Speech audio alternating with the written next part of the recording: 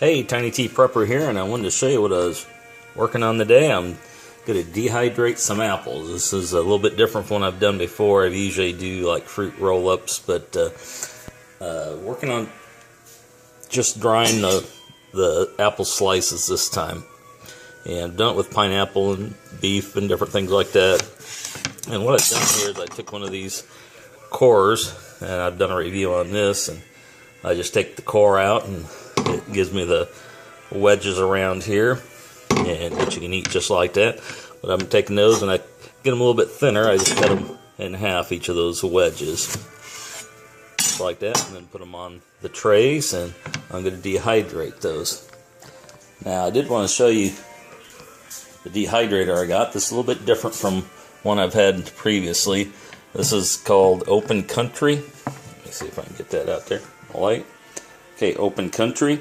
And what's different about this one is the heating comes from the top. It forces the air down, which I think is a little bit more even because, you know, heat tends to rise. So with this forcing it down, it goes down and comes back up.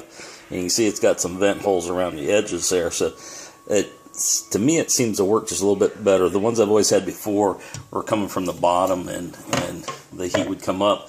And one thing I like about that is if you're doing beef and anything that has oil, that oil all drips down to this bottom, which is completely washable.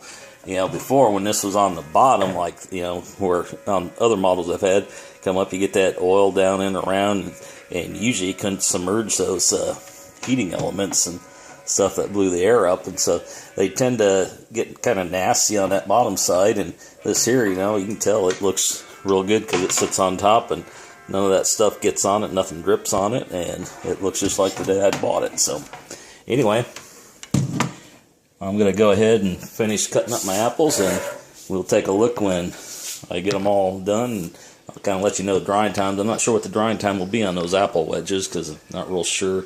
I haven't done that before. So anyway, I'll be back later and we'll check in on them. It'll probably be late tonight or maybe even tomorrow, depending on how long it takes to dry.